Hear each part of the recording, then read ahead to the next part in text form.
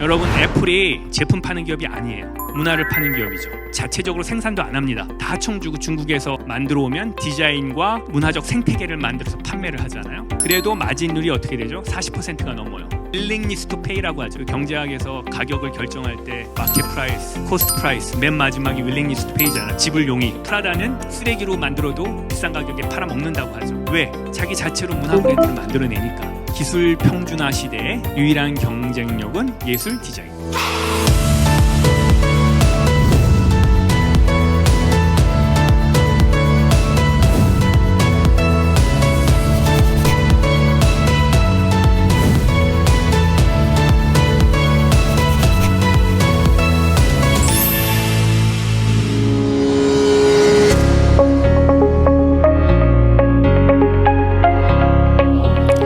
안녕하세요. 화요일의 설렘, 화요일의 즐거움, 가천대학교가 자랑하는 명품 시그니처 교양 강의 지성학, 저는 운영을 맡은 조성준이라고 합니다.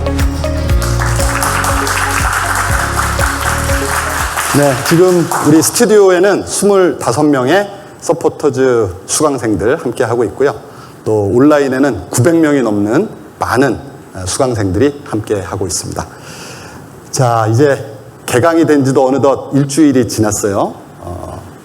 우리 캠퍼스에 많은 학생들이 오가고 있고, 또 특히 오늘부터 이제 축제가 또 시작되잖아요. 그러니까 진짜 이 개강을 했구나 하는 기분이 들고요. 개강을 했다는 것은 또 이제 가을이 우리 앞에 성큼 다가왔음을 또 알려주는 그런 신호이기도 합니다. 자, 여러분들 가을 하면 뭐가 생각나세요? 가을에 뭐 하고 싶어요? 뭐요? 네. 자, 독서. 네, 그렇죠. 가을 하면 역시 독서의 계절이고, 또 가을엔 역시 뭐 여행 다니기도 좋고, 또, 놀기도 좋고, 연애하기도 좋은데, 특히 이제 문화생활하기 참 좋은 계절이 아닌가 생각이 됩니다. 그래서 여러분들 많은 학생들이 음악 콘서트도 가고, 또 미술관 전시회들도 많이 갈 텐데, 오늘 지성학의 문을 열어주실 이번 학기 첫 번째 강연자분은 여러분들께 이 전시의 세계로 안내해 주실 그런 분을 모셨습니다. 바로 전 울산 시립미술관장님이신 서진석 관장님이십니다. 이 서 관장님은 한국 미술계에서는 최초로 누프라고 하는 대안 공간을 만드셔가지고 많은 젊은 작가들을 발굴하시고 또 지원해 오신 분이고요. 여러분 백남준 선생님 아시죠? 백남준 아트센터의 관장을 역임하시면서 또 현대 미술의 새로운 방향성을 제시해 주신 그런 귀하신 분입니다. 특히 이제 다양한 국제 활동을 많이 하셔가지고 세계적인 미술가들하고 인적 네트워크도 굉장히 좋으시고, 특히 아시아 미술의 새로운 담론을 제시하신 분으로 이렇게 평가받으시는 분입니다. 서 관장님은 2001년도부터 각종 이 비엔날레, 국제 비엔날레 기획 전시에 참여하셔가지고 여러 전 세계 미술기관들과 협력 프로젝트도 진행하시고 하시면서 이 한국 미술계를 글로벌화 시키는데 아주 혁혁한 그런 공로를 이루셨다라는 평가를 받고 계신 그런 분이십니다. 오늘 서 관장님께서 우리 지성학 미디어 아트와 미래형 전시라는 주제로 강의를 해주실 텐데요. 혹시 우리 강연 도중에 질문 있으신 온라인 수강생분들은 채팅창에 질문 올려주시면 나중에 Q&A 시간에 제가 질문을 드리도록 하겠습니다. 자, 그럼 지금부터 우리 서진석 관장님의 강연을 듣도록 하겠습니다. 우리 서 관장님 나오실 때 큰 박수로 환영해 주세요. 예.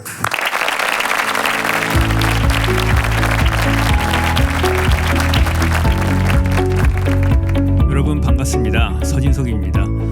앞서 제 소개를 너무 잘 해주셨는데 저는 미술계에서 한 25년 동안 활동을 해왔습니다. 우리가 미술계가 생산, 유통, 소비, 창작, 매개, 향유라는 순환 구조를 가지고 있다면 저는 유통, 다시 말하면 매개자 역할을 지금까지 해왔습니다. 그래서 예술가가 가지고 있는 창작적 이상을 현실화시켜서 대중들한테 연결시켜주는 작업, 또 2차 생산자로서 새로운 시각 이미지나 담론들을 끊임없이 제안하는 그런 우리가 소위 큐레이터라고 하죠. 미술계에서. 큐레이터라는 역할을 지금까지 쭉 해왔고요. 오늘 이렇게 또 이 자리에 또 제가 지금까지 해왔던 또 활동을 봐주시고 이렇게 초대를 해주셔서 너무 감사드립니다. 제가 오늘 뭐 짧게나마 지금 1시간 반 정도의 강의를 알고 있는데요.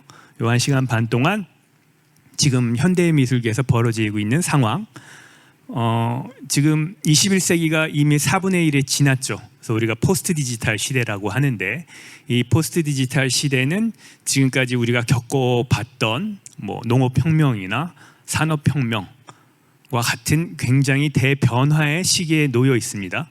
우리의 어떤 사회 환경, 제도뿐만 아니라 인간의 가치관, 우리가 휴먼 비잉조차도 변화하는 이 시기에 당연히 현대미술계도 새로운 어떤 흐름을 만들어내고 있겠죠. 그래서 아시다시피 뭐 80년도 이후에 우리가 테크놀로지의 발달, 디지털 테크놀 발달과 함께 후기 자본주의가 시작됩니다. 우리가 글로벌 캐피탈리즘이라고도 하고요. 또 신자유주의라고 얘기도 하죠. 그래서 어떤 테크놀로지의 발달과 또 이런 후기 자본주의 시작이 현대미술계에 어떤 영향을 미치고 어떤 새로운 현상을 만들어내고 있는지, 그게 오늘 제 강의의 주된 논점일 겁니다. 그래서 제가 들어감 글을 좀 써놨는데, 뭐 아까 말씀드린 것처럼 냉전 시대 종식 이후에 어떤 디지털 기술의 발달로 말미암아 뭐 자본의 새로운 자유로운 이동이 가능했고, 그게 곧 후기 자본주의, 글로벌리즘, 소위 말해서 지구 공동체, 세계화가 이루어졌죠. 지금 저희가 예술과 자본이라는 타이틀을 써놨는데요.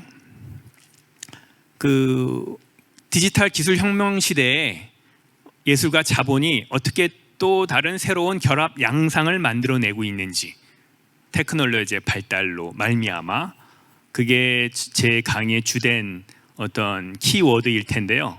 지금 제가 여기 쭉 보시면 앞서 말씀드린 것처럼 우리가 포스트 디지털 시대에 다양한 변화를 일으키고 있고, 그 변화의 키워드를 다이버시티, 글로벌 모빌리티, 컨버전스라고 지칭을 합니다. 그러니까 다시 말하면 다양성, 또 전지구성, 융합성, 이 세 가지 키워드로 우리 사회, 제도, 심지어는 우리 인간의 가치관, 휴먼 빙조차도 변화하고 있다는 거고요.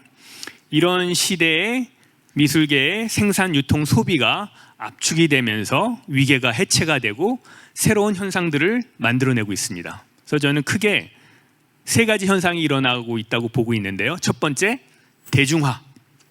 그리고 두 번째, 금융화. 세 번째, 산업화. 영어로는 뭐 popularization, financialization, industrialization, 이 세 가지 현상이 벌어지고 있다고 생각을 하고 있고요.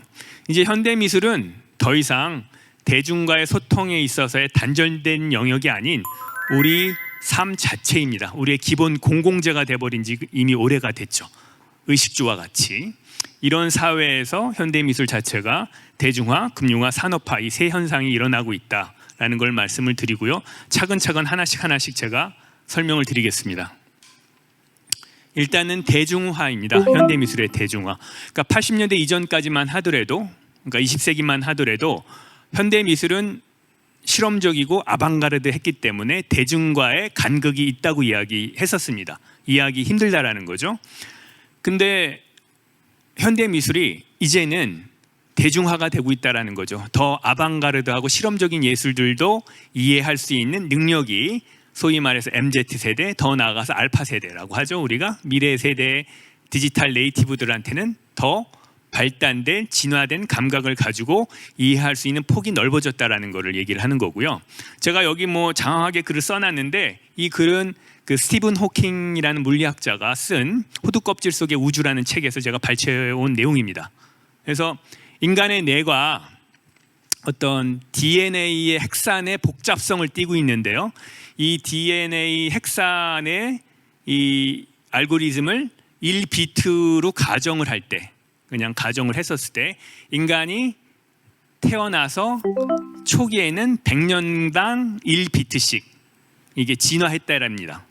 1비트씩 높아졌다라는 거죠. 그리고 20세기 들어와서는 뭐 그 1년에 1비트씩 점점점 빨리 진화하고 있다라고 얘기를 하죠. 스티븐 호킹이.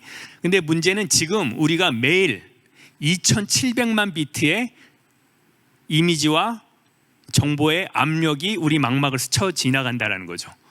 그래서 우리가 진화를 한다라는 겁니다. 그러니까 다시 말하면 과거에는 다윈이 얘기한 것처럼 자연 환경의 압력에 의해서 우리가 진화를 했는데 이제는 더 이상 자연 환경의 압력이 아니라 디지털 환경의 압력에 의해서 우리가 진화가 된다라는 거죠. 그런 시대가 됐다라는 거고, 그래서 이제는 생물학적 진화의 이 더딘 과정이 아니라 디지털 기술 환경의 압력에 의해서 우리가 진화가 되는 이런 세대가 됐고, 그 어느 때보다도 우리는 보다 공감각, 다감각, 통감각 쪽으로 진화하고 있다는 거예요. 여러분, 제가 목격한 젊은 애들, 우리가 소위 말 디지털 네이티브, 디지털 제너레이션이라는 말도 안 씁니다. 뭐 중학생, 초등학생들을 보면 어떤 친구가 게임하면서 밥을 먹으면서 음악을 들어요. 그리고 요즘에 중학생 애들은 친구랑 말하면서 한 손으로 문자를 보내요. 그럼 저는 이제 기성세대니까 화가 나거든요. 뭐 하나 제대로 집중을 하질 않고 동시에 잡다하게 다 하니까. 그래서 이제 혼을 내는 거죠. 너 하려면 제대로 하려면 하나만 집중해서 해. 왜 이게 동시에 다 네가 뭐 HDHD 그 증후군? 제가 갑자기 말이 꼬이는데 또 아니고 왜 이렇게 잡다하게 해? 라고 혼내죠. 근데 가만히 저를 생각하면 제가 어렸을 때 공부하면서 음악을 들었거든요. 그럼 어머님이 와서 맨날 음악을 끈다고요. 너 공부하면서 어떻게 음악을 들을 수 있니? 집중이 되니? 공부에 집중해. 나는 집중이 됐어요. 우리 부모님보다는 제가 더 진화된 세대죠. 모르는 겁니다, 여러분. 요즘 젊은 애들이 우리보다 더 진화된 세대인지. 어찌됐든 간에 더욱더 감각이 진화가 되고 있는 거죠. 이거는 조금 얘기가 더 앞서 나가는 얘기인데, 심지어는 레베카 코스타라는 사회학자는 뭐라고 얘기했냐면, 기술 환경의 변화 속도가 우리의 생물학적 진화 속도보다 훨씬 빠르다라는 거예요. 기술 환경의 진화 속도가 너무 빠르다 보니까, 사회 환경이 너무 빨리 변하다 보니까 우리의 그 생물학적 진화를 못 따라가고 간극이 점점 벌어지면서 그 한계에 다다르면 인류 멸망이라고 레베카 코스타가 얘기했죠. 그래서 그 사람의 해법은 뭐냐면, 자연으로 돌아가자. SNS 탈퇴하고 요가하고 산책하고 명상하고. 또 다른 방법도 있죠. 그게 뭐냐면 포스트 휴먼입니다. 포스트 휴먼. 우리가 트랜스 휴먼이라고도 하죠. 내 몸 안에 기계를 때려 박는 거예요. 그래서 기계와 내가 하나로 융합돼서 나의 인지 감각을 확장시키는 거죠. 여러분, 핸드폰 하루도 없으면 못 살잖아요. 제가 여러분 이해를 못 하겠지만, 제가 대학교 다닐 때는 하루에 만날 수 있는 사람, 연락할 수 있는 사람이 많아봤자 3-4명. 지금 제가 핸드폰이 있기 때문에 하루에 50명하고도 소통을 하거든요. 핸드폰은 이미 우리의 신체의 일부입니다. 나중에 내 몸 안에 박히겠죠. 뉴럴링크, 컴퓨터랑 연결시키고 있죠. 인간의 뇌를. 여러분 뭐 공각기동대 매트릭스 보면 나오죠. 뭐 이건 제가 다른 얘기를 좀 흘렀는데, 어찌됐든 간에 그렇게 우리의 감각은 진화하고 있다. 여기 실제적인 예도 있을 겁니다. 여기 마샬 맥루한이 또 얘기를 했죠. 캐나다 미디어 이론가가 디지털 기술에 의해서 우리의 어떤 감각이 화학적 반응을 통해서 진화하고 있다.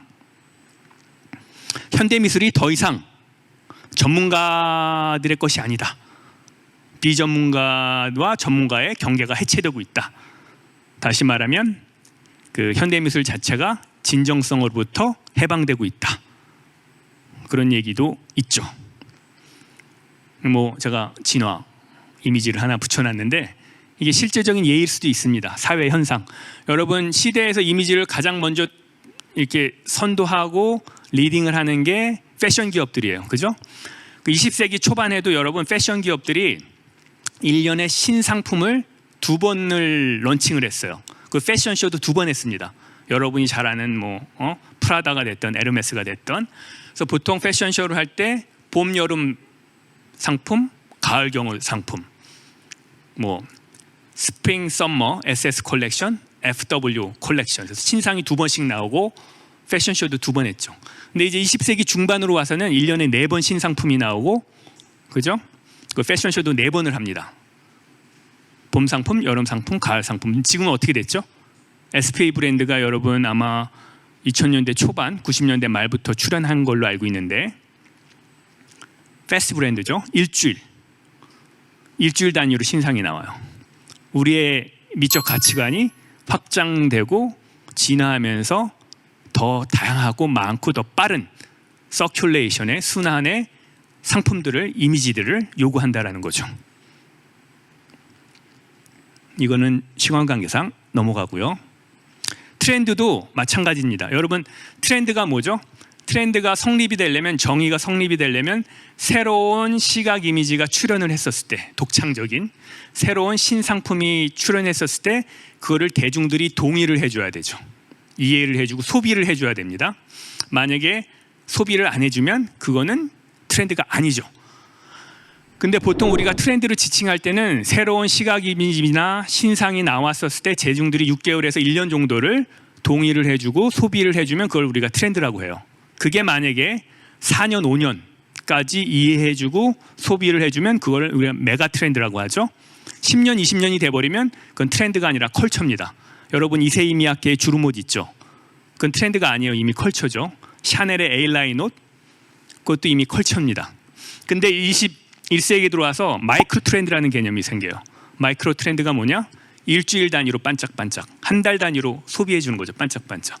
굉장히 다양한, 그리고 보다 광범위한 시각 이미지들이 소비가 되는 거죠. 왜? 우리의 미적 감각이 확장됐으니까. 여러분, 그 소위 말해서 우리가 블록버스터 전시라는 이야기 들어봤죠?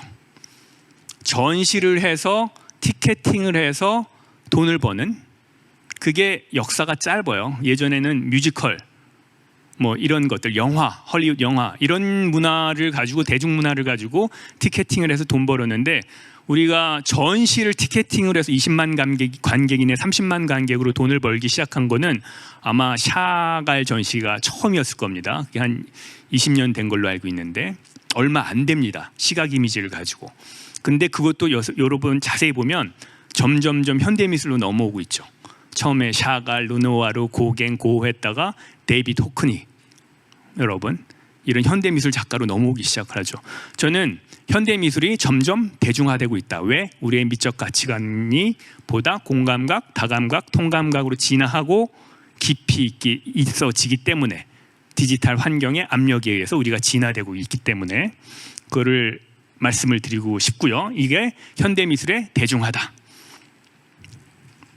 자, 다음 넘어가서, 여러분 현대미술이 대중화되면서 어떤 상황이 벌어지냐면요, 이제는 더 이상 현대미술의 가치를 평가하는 사람들이 전문가 집단이 아니라 비전문가 집단에 의해서도 가치가 결정이 됩니다. 무슨 얘기냐?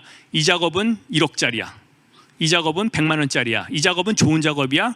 이 작업은 별로야. 우리가 앞으로 이걸 인상주의라고 하자, 이걸 앞으로 팝아트라고 하자. 그걸 누가 결정했죠? 전문가 집단. 그 전문가 집단은 뭘로 구성이 돼 있죠? 큐레이터, 비평가, 콜렉터, 아트 저널리스트. 이러한 전문가 집단에 의해서 결정이 됐죠. 근데 21세기로 들어오면서 어떤 상황이 벌어지냐면, 그 전문가 집단이 아니라 일반 대중들에 의해서도 가치가 평가가 이루어지는 시대가 돼버립니다. 예를 들면 여러분 그 들어봤는지 모르겠지만, 그 영국의 그 벽화 그리는 작가, 갑자기 제가 이름이 뱅크시가 어디서부터 떠올랐죠? 일반 대중들한테 떠오른 거예요. 그 다음에 전문가 집단으로 넘어가 버렸죠. 그런 작가들이 생기기 시작을 합니다. 이제는 현대미술이 대중화가 되고 전문가 비전문가의 경계가 없어졌죠. 이런 상황이 벌어지고 있는 거고요. 이제 두 번째로는 현대미술의 산업화. 이 산업화라는 얘기는 현대미술과 산업계 간의 협업이 이루어지고 융합이 이루어지고 있다는 거고요. 다시 말하면 우리가 엘빈 토플러 들어보셨죠? 미래학자 엘빈 토플러가 80년대, 90년대 뭐라고 얘기를 했냐면, 미래에는 정보가 사회 경제의 중심이 된다고 얘기를 했어요. 정보가 빅데이터, 디지털 시대로 도래하면 그게 제3의 물결이다 라는 책을 썼죠. 그 책이 엄청난 베스트셀러가 됐죠. 근데 미래학자 짐 데이터가 뭐라고 얘기했냐면, 엘빈 토플러가 얘기하는 정보가 중심이 되는 사회도 이미 지나갔다. 이제는 3의 물결이 아니라 제4의 물결이 도래했다. 그 4의 물결이 뭐냐? 예술과 문화와 꿈이 사회 경제의 메인 성장 동력이 되는 시대가 됐다. 다시 말하면 여러분 20세기에는 그 경제의 중심 주체가 기본 성장 동력이 뭐였냐면 기술, 자본, 노동이었어요. 기술력, 자본력, 노동력을 가지고 있는 데가 경제 헤게모니를 가졌죠. 산업의 헤게모니를 가졌죠. 근데 거기에 20세기 말에 플러스 정보가 붙는 거예요. 기술, 자본, 노동력, 기술력, 자본력, 노동력뿐만 아니라 정보. 근데 21세기에는 예술과 문화가 사회 경제의 메인 성장 동력이 되는 시대가 됐다. 메인 엔진. 그게 뭐냐? 드림 소사이어티다. 라고 짐 데이터가 얘기했죠. 다시 말하면 모 경제학자가 얘기한 것처럼 이제는 제품을 파는 기업들은 문화를 파는 기업들의 하청업체로 전락한대요. 여러분, 애플이 제품 파는 기업이 아니에요. 문화를 파는 기업이죠. 애플은 심지어는 자체적으로 생산도 안 합니다. 다 하청 주고 중국에서 만들어 오면 디자인과 그 문화적 생태계를 만들어서 판매를 하잖아요. 그래도 마진율이 어떻게 되죠? 40%가 넘어요. 근데 우리나라 핸드폰 기업은 마진율이 10%밖에 안 된답니다. 나이키가 Just Do It, 스타벅스 다 문화를 파는 기업들이죠. 갑자기 여러분 그 20세기 초반, 20세기 말, 21세기 초반 이때 기업들이 창조 경영, 고유 명사가 됐죠. 아트 마케팅을 막 시작을 해요. 여러분 그 마케팅 교과서에도 원래 마케팅 전략은 4P 전략을 썼거든요. 4P 전략, 마케팅 교과서에 나오는 이야기입니다. 제품, 유통, 광고, 홍보, 가격. 다시 말하면 Product, Place, Promotion, Price. 그래서 4P 전략을 썼는데 이게 21세기로 넘어오면서 4P 플러스 IE, Image and Emotion으로 바뀝니다. 여러분 제품 선전을 하는데 예전에는 제품이 나왔어요. 광고에. 우리 TV 튼튼해요. 탱크주의 땅땅땅 대우전자. 아름다운 갈색 머리 핸드폰이 나오고 꼭 핸드폰 그 샴푸가 나와야 되잖아요. 제품이. 근데 갑자기 감성 광고라는 게 나와요. 제품이 안 나와요. 웬 꼬마애가 왔다 갔다 여자애가 왔다 갔다 하고 TTL 소녀으로 끝나요. 카이 홀맨 여러분 모르죠? 에? 그게 저때 이제 감성 광고, 이미지 광고 갑자기 바뀝니다. 그러니까 광고 전략이 제품 중심에서 소비자 중심으로 바뀌어 버려요, 다. 그러면서 이제는 디자인 경영, 창조 경영이라는 게 화두가 됐고요. 또 미국의 로드 아일랜드 스쿨이라는 유명한 디자인 학교의 총장이 이런 얘기도 했죠. 기술 평준화 시대의 유일한 경쟁력은 예술 디자인. 무슨 얘기냐? 이제는 기술 평준화 시대예요. 샤오미나 삼성이나 하웨이나 현대자동차나 BMW나 어느 정도 수준으로 올라가면 다 비슷비슷해요. 육안으로 구분을 못해요. 해상력이 더 좋은지 더 빠른지. 그죠? 뭐 보고 사요 여러분? 쿨해야 되잖아. 뭔가 세련되고 쿨해야 되잖아요. 그 브랜드를 willingness to pay라고 하죠 여러분. willingness to pay가 뭐예요? 그 경제학에서 가격을 결정할 때 마켓 프라이스, 코스트 프라이스, 맨 마지막이 willingness to pay잖아. 지불 용의, 명품. 프라다는 쓰레기로 만들어도 비싼 가격에 팔아먹는다고 하죠. 왜? 자기 자체로 문화 브랜드를 만들어내니까. 그래서 이제는 현대미술이 산업화가 됐다라는 거죠. 우리나라도 여러분 갑자기 2000년도 이후부터 창조 경영 그래가지고 엄청나게 아트 마케팅을 시작을 해요. 현대자동차가 또 하고 또 무슨 부채표 활명수도 심지어는 작가랑 같이 콜라보하고. 이거는 기업뿐만 아닙니다. 그 국가도 마찬가지예요. 국가도 마찬가지라는 게 여러분 한강 르네상스 프로젝트 들어보셨죠? 서울시를 문화중심 도시로, 광주 아시아 문화중심 도시. 이제는 문화 강국이 경제 강국이 되는 시대가 됐죠. 경제 강국이 문화 강국이 아니라. 중국도 여러분 그 전당대회를 하잖아요. 5년마다. 전당대회 모토가 경제 강국에서 문화 강국으로 바뀌었대요. 이미. 왜? 그래야지 생존을 하니까. 그래서 그 여러분 요즘에 부동산 개발업자들이 디벨로퍼라고 그러잖아요. 한 지역을 디벨로핑 할 때 예전에는 뭐 경제 전문가, 부동산 전문가만 있었죠. 이제는 예술 전문가를 붙여버려요. 왜? 여러분 뭐 제가 어떤 지역을 지칭하기는 힘들지만 요즘에 말하는 힙지로가 됐던 성수가 됐던 다르잖아. 쿨하잖아요. 힙하잖아요. 그 왜? 문화예술이 들어갔으니까. 그래서 심지어는 지역 개발을 할 때도 여러분 난립니다. 지금 국가들이. 저는 거의 전쟁이라고 얘기를 하는데요. 각 나라가 문화 헤게모니를 가져가려고. 이제는 그래야지 경제 강국이 되니까. 요코하마 크리에이티브 시티, 뭐 광주 문화 중심 도시, 디자인 서울, 뭐 싱가포르 길먼 바락 굉장히 경쟁들을 하고 있죠. 이거는 앱솔루트 보드카입니다. 앱솔루트 보드카는 이미 뭐 80년대 이후부터 아트 마케팅을 하면서 보드카의 이미지를 굉장히 세련되게 만들어 버렸죠. 이건 프라다 트랜스포머, 프라다라는 기업도 이거 굉장히 오래전인데 이게 전 세계를 다녀요.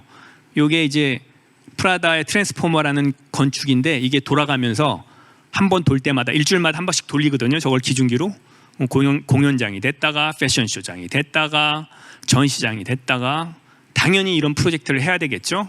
패션 브랜드니까. 이건 현대자동차가 했던 브릴리언 아트 프로젝트. 작가들과 콜라보를 한 겁니다. 작가가 그 기업이 가지고 있는 비전과 비전을 예술로서 다시 재포장을 해주죠. 이거는 유니레버, 테이트 모던의 이제 여러분이 아는 영국의 유명한 테이트 모던 미술관의 그 로비에 유니레버라는 기업이 아티스트랑 콜라보를 해서 자기 기업의 이미지를 좀 더 세련되게 만들었고, 이거는 지금 유니레버에서 현대자동차로 넘어갔습니다. 이제는 현대자동차가 하고 있죠, 이 프로젝트를. 이거는 지역 798, 예전에 공장지대였는데 여기 작가들이 다 침투를 해서 이 798이 하나의 관광 명소가 돼버렸어요. 우리나라 힙지로처럼 여행 가면 다 일로 가야 돼요. 그리고 심지어는 이건 요코하마 크리에이티브 시티라는 프로젝트인데, 요코하마 같은 경우에는 솔직히 말하면 저도 여기 이게 벌써 20년 된 프로젝트인데 어느 정도 성공을 했는지 안 했는지는 잘 모르겠습니다. 하지만 굉장히 준비를 단단하게 했죠. 제가 이때 세미나에 참여했었을 때 이 정부 관계자가 와서 하는 얘기가, 작가 한 명이, 예술가 한 명이 도시에 거주할 때 몇 평방미터를 변화시키는지를 계산을 해서 작가 레지던시 프로그램을 도시 안에 만들어내더라고요. 그럴 정도로 준비를 많이 했죠. 요코하마 크리에이티브 시티고요. 제가 기업들이랑 하는 프로젝트들을 몇 개 보여드리겠는데 다양한 프로젝트들을 하고 있습니다. 이건 아우디가 아누크 위프레쳇이라는 새로운 패션 디자이너, 네덜란드 패션 디자이너로 한 아트 마케팅 프로젝트입니다. 영상 한번 보시죠. 아우디가 갖고 있는 기업 이미지, 미래지향적인 비전을 작가가 재해석해서 의상으로 만들어버리는 프로젝트를 했어요. 3D 모델링 프린터 가지고. 심지어는 아우디의 그릴 모양을 차용해서. Fashion is about expression and about communication, and I want to make that more electronic. At the moment we're in Berlin, and I'm on a project for Audi. 현대자동차도 이런 프로젝트 많이 했죠. 여러분 가장 일차적인 게 작가가 이 자동차에다가 매핑하는 거, 그림 그리는 거, 그런 게 일차적인 건데 그런 건 너무 이제 올드 패션이고. 기업들은 이제 마케팅이라는 용어를 쓰지도 않아요. 촌스럽다고. 이제는 뉴 익스피리언스, 예술과 결합된 새로운 라이프 디자인을 해주겠다. 그 기업이 대중들을 위해서. 그래서 뉴 익스피리언스라는 말을 쓰죠. 그리고 우리나라 기업들도 특히 아마 2000년대 이후에는 아예 예술 전문가들을 고용을 해버립니다. 큐레이터, 아티스트들을 특정 부서를 만들어서 아예 고용을 해버리죠. 아우디의 헤드라이트를 가지고 만든 옷이죠. 또 제가 시간 관계상 이거는 이제 제가 아까 말한 앱솔루트 보드카의 블랭크라는 프로젝트고요. 네, 영상 보여주세요. 앱솔루트 보드카의 병을 하나의 블랭크, 도화지로 생각을 하고 전 세계의 다양한 작가들과 함께 그 빈 병을 채우는 그런 프로젝트를 했죠. 앱솔루트 보드카 파티를 가면 되게 쿨합니다.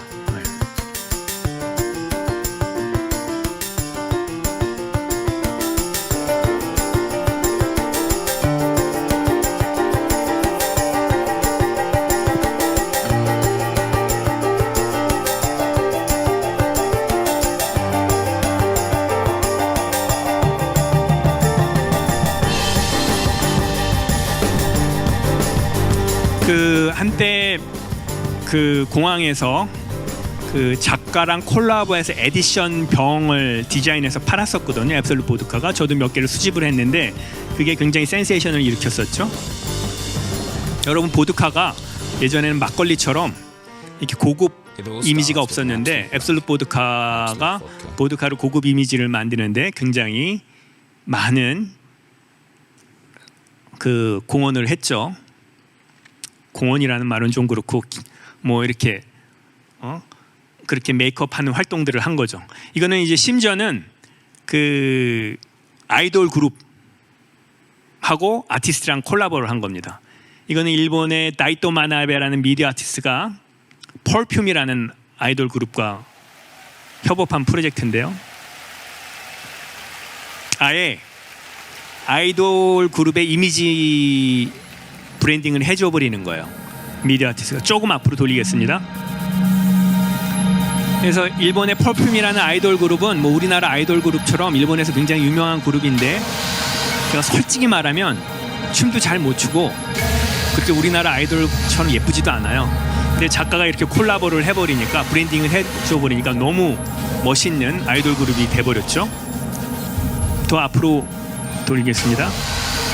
이건 공연을 이제 이 작가가 아트 디렉팅을 해준 건데 의상, 뮤직비디오, 공연 모든 거를 이 아티스트가 해준 겁니다. 그래서 이거를 레조매틱스 프로젝트라고 지칭을 해서 이거를 글로벌 단위로 프로모션을 했죠. 그래서 이거는 심지어 그 칸느 디자인 어워드에서 대상을 받아버립니다.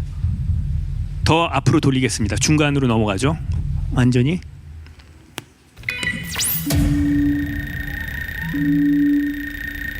조금 더 포워드 하겠습니다. 네, 고기로. 뭔가 다르죠, 공연이? 그죠?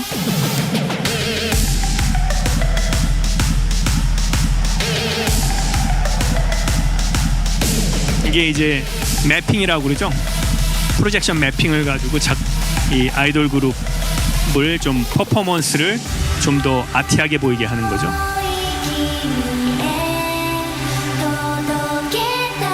그러니까 기업뿐만 아니라 심지어는 그 대중문화의 아이돌 그룹과 아티스트들을 콜라보하고 협업을 하는 시대가 된 거죠. 조금 더 돌려보시죠, 앞으로.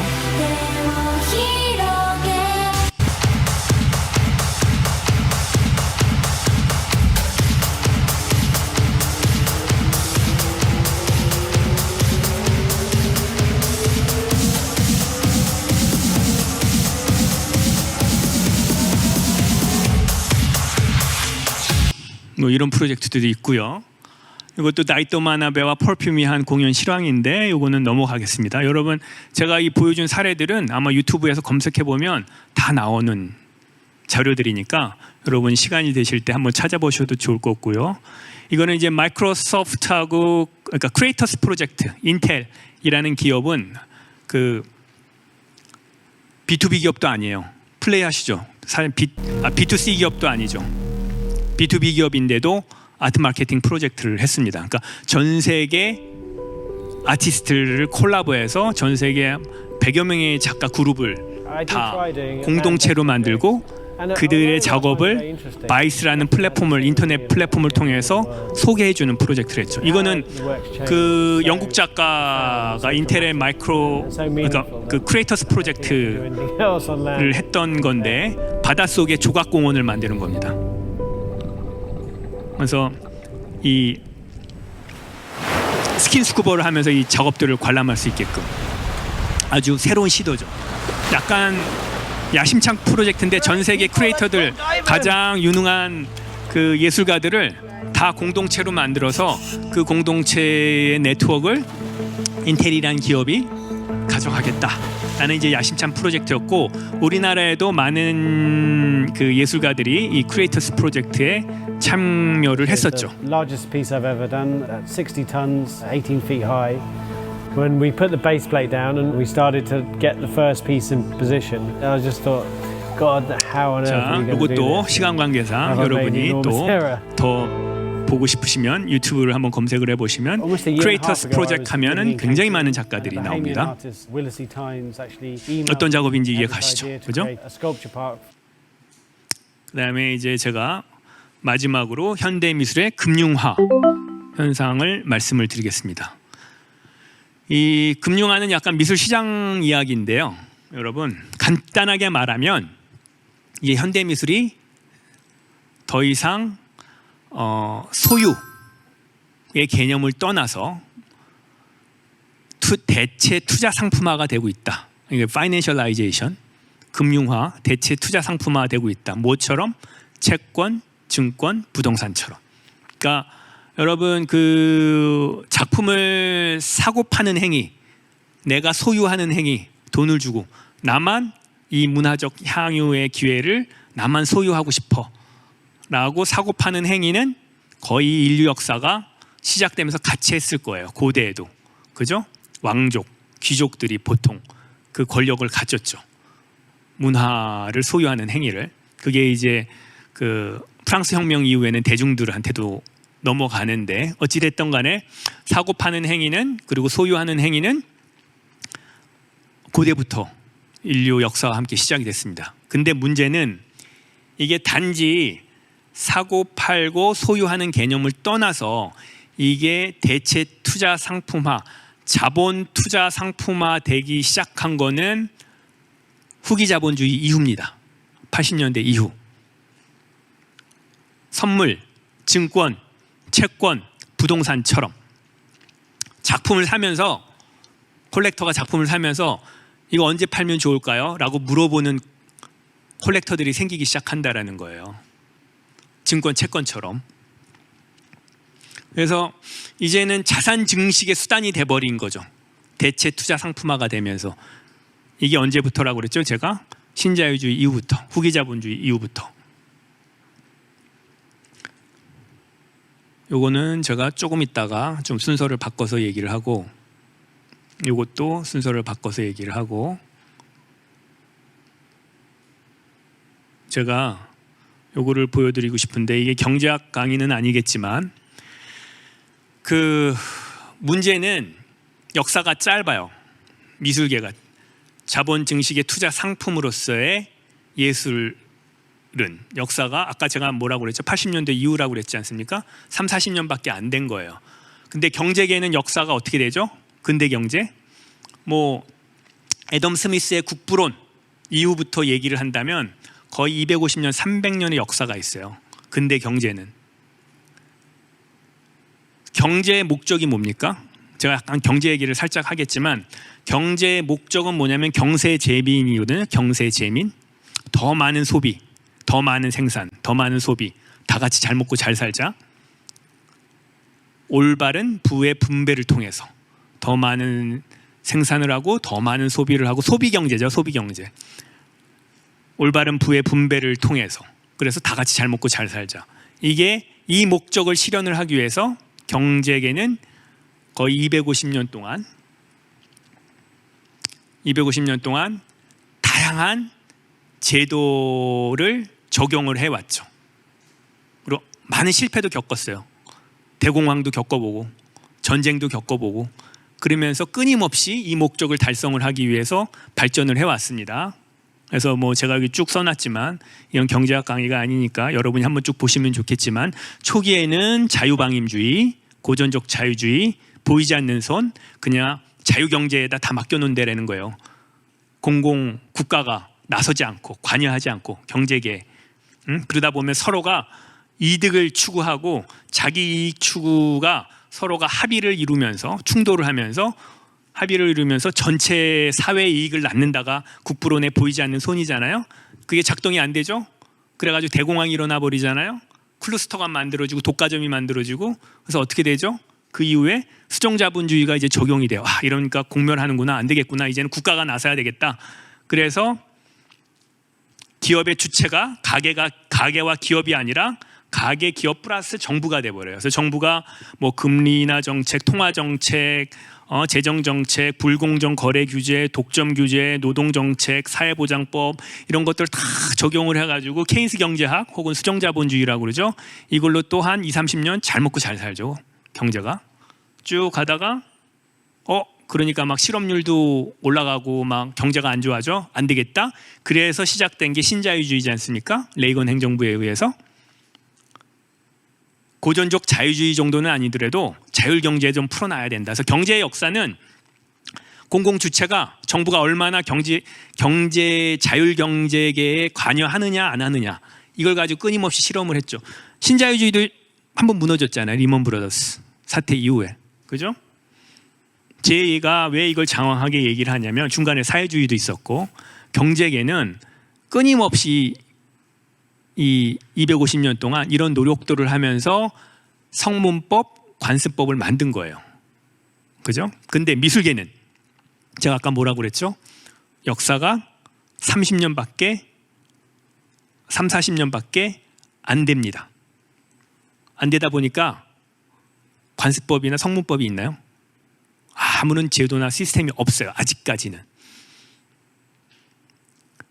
독과점, 모노폴리라고 그러죠. 내부자 거래, 작전 거래가 다 가능해요. 미술계에서는. 그죠? 데미안 허스 작가 이름을 지칭을 해도 되나? 몇몇 유명 작가가 자기 작업 옥션에 내놔. 자기가 레이스를 해. 상한가 딱 찍죠? 만약에 경제계에서 그렇게 하면 어떻게 되죠? Go to jail. 감옥 끌려가요. 작전 거래 했으니까. 근데 여기는 괜찮아요. 내부자 거래 해도 괜찮아요. 마음대로 가능한 게 현재 미술계의 시장이죠. 이게 이 발표 자료가 사실은 굉장히 오래된 자료입니다. 죄송하지만 제가 한참 우리나라 리먼 브라더스가 터지기 전에 우리나라 미술 시장이 한참 피크에 올랐었을 때 그때 제가 뽑은 자료들이라서 좀 이해를 해주시면 감사드리겠는데 여기 보면 이게 모 신문에 나온 자료입니다. 여기 보면 여러분 금펀드, 그죠? 여기 채권 펀드, 주식, 해외 주식, 국내 주식 있지 않습니까? 이 펀드들은 펀드가 뭐예요, 여러분? 펀드 아시죠? 미술계에서 아트 펀드라고 하는 게 있습니다. 아트 펀드. 아트 펀드가 언제 시작됐는지 아세요? 우리나라에서는 2010년도. 그러니까 예전에는 작품을 사는 사람은 콜렉터들만 샀죠. 그죠? 콜렉터들만. 은행, 인베스트먼트 컴퍼니, 해치 펀드가 작품을 사기 시작을 해요. 언제부터? 80년도 이후부터. 시티뱅크가 작품을 사죠. HBSC가 작품을 사요. 은행들이. 왜? 이것도 또한 자산 증식의 수단이 돼버렸기 때문에. 그거는 80년대 이후여서 아트 펀드라가 해외에서는 80년대 이후부터 시작이 되고 우리나라에서는 2000년대 2005년도, 2006년도, 2011년도 이때 아트 펀드가 만들어져요. 우리나라에서는 그때 뭐 하나은행, 국민은행 이런 은행들이 아트 펀드를 만들었죠. 뭐 200억으로 알고 있어요. 제가 알기로는 이 아트 펀드 그 당시 조성했던 게. 그래서 여기 보면 이게 신문에 난 내용인데 주식 펀드, 채권 펀드, 금 펀드는 뭐 마이너스 수익 나봤자 4% 5%. 근데 위에 아트 펀드 한국 투자사 모건 컨템포러리 명품 아트 펀드는 12% 수익이 났다. 골든 브릿지는 8% 수익이 났다. 한국 3호 명품 아트 자산은 3%가 수익이 났다. 여러분 아트 펀드 가입하세요. 이거거든요. 근데 제가 그 당시 아트 펀드를 리서치를 하면서 다 조사를 해봤더니 여러분 여기 젊은 학생들이라서 모르겠지만 펀드 같은 거 가입해 본 분이 있어요? 네, 펀드 보면 어떻게 되죠? 거기 뭐 3년형 폐쇄형 상품, 뭐 4년형 오픈형 상품, 폐쇄형 상품, 뭐 변동 수익 몇 프로 뭐 이렇게 펀드를 만들어요, 여러분. 근데 이때 제가 그 논문을 썼었는데 우리나라 아트 펀드 다 실패할 거다라고 제가 그때 예지를 했었는데 그게 어느 정도 들어맞았습니다. 왜? 이 아트 펀드가 200억밖에 안 되더라도 여러분 그 펀드 회사에서 200억은 펀드로 취급하지도 않아요. 보통 몇천억 단위가 펀드지. 200억밖에 안 하는 이유는 내가 그때 인터뷰를 했었는데 몇몇 그 사장님들하고 미술적으로 리스크 관리가 안 된다고 하더라고요. 미술시장 쪽은. 그죠? 근데 3년형, 4년형 폐쇄형 상품 한다라는 건 뭐냐면 200억이라도 200억을 4년 안에 다 리퀴데이션, 캐시아웃, 현금화 시켜서 투자자들한테 나눠줘야 돼요. 근데 미술 작품들을 3년, 4년 안에 200억 단위를 사고 팔고 해서 다 현금화 시킬 수 있을까요, 여러분? 안 되죠. 왜? 미술 작품은 환금성이 떨어지니까. 그러니까 리퀴데이션이라고 그러죠. 캐시아웃. 주식은 바로 클릭하면 1초 내에 현금으로 바뀌죠. 황금성이 떨어진다는 부동산도 여러분 반값으로 내려놓으면 한 달 안에는 팔려요. 미술 작품은 내놨는데 안 팔리면 어떻게 되는 거죠? 뭐 현금화 시키지 못하죠. 그래서 요즘에는 아트펀드라는 것보다는 모든 은행들이 펀드와 콜렉션의 중간 형태로 가죠. 그 얘기는 아까 말한 것처럼 4년형, 5년형 폐쇄형 상품이 아니라 10년, 20년으로 벌려버린다는 거예요. 콜렉션이라는 개념으로. 그래서 어찌됐든 간에 이런 게 그 당시에 엄청 많이 펀드 상품들이 나왔었다. 아트 펀드가. 왜? 글로벌 캐피탈리즘 때문에. 여러분, 이게 사실은 후기 자본주의가 모든 게 돈으로 돈을 버는 시대잖아요. 굉장히 많은 문제점을 만들어냈죠, 여러분. 지금 어떤 경제학자의 리서치에 의하면 여러분 경제 활동도 지금 굉장히 위험한 게 내가 돈을 벌어서 그러니까 일을 해서 버는 경제 활동의 수익률과 단지 자산 증식, 자산을 굴려서 버는 수익과 20배 차이라잖아요. 지금 우리나라가 20배 차이. 그래서 큰일 났다. 그러니까 영끌 모아서 투자하잖아요. 밖에 나가서 일해서 벌어봤자 이건 제가 얘기가 좀 딴 데로 흘렀는데 어찌됐든 간에 자, 그런 시대니 미술 작품이라고 예외는 아니겠죠. 그래서 미술사를 보더라도요, 여러분 20세기 초 그럼 생각나는 유명한 작가들이 있죠. 고호, 고갱, 피카소. 작가 중심이었어요. 20세기 초. 20세기 중반으로 오면서 스타 작가가 아니라 스타 큐레이터들이 나타나요. 헤럴드 지만, 니콜라스 브리오, 관계의 미학. 그래서 20세기 중반으로 오면 스타 작가 시대에서 스타 큐레이터 시대로 오죠. 21세기로 와서는 스타 콜렉터들이 나타납니다. 사치 콜렉션. 그래서 스타 콜렉터의 시대가 돼버린 거죠. 여러분, 경제적 가치, 예술적 가치, 경제적 가치, 예술적 가치. 이 제가 이미지를 보여드린 이유가 좋은 작업이 비싸야죠. 근데 좋은 작업인데 안 비싸거나 안 좋은 작업이 좋은 작업은 비싸요. 항상. 안 좋은 작업이 이상하게 비싸. 이런 상황이 벌어집니다. 2000년대에 와서 경제적 가치와 예술가적 가치가 같이 가야 되는데 점점 벌어지는 상황이 벌어지는 거죠. 내가 이 세미나를 처음 할 때 2010년도였는데 그때 리서치를 했습니다. 유명한 작가, 예술적 가치를 인정받는 해외 비엔날레, 메이저 미술관에서 전시한 작가들 리스트를 쭉 뽑고 또 이쪽에는 경제적 가치로 인정받는 작가들, 옥션에서 얼마에 팔렸대네, 아트페어에서 얼마에 팔렸대네, 가격 비싸게 팔린 작가 리스트를 리서치를 해서 두 그룹을 매칭을 시켰어요. 100% 매칭이 돼야 되잖아요. 그죠? 4분의 1만 매칭이 됐어요. 근데 지금 어떻게 됐느냐? 매칭이 안 된 작가들은 사라졌습니다. 그 얘기는 즉슨 무슨 얘기죠? 하나의 권력 집단이 예술계에서 후기 자본주의 시대에는 조정이 가능하다라는 거예요. 팀 짜면 됩니다. 팀 짜면. 콜렉터, 제가 아까 예술 가치 인증 평가 시스템 얘기했죠?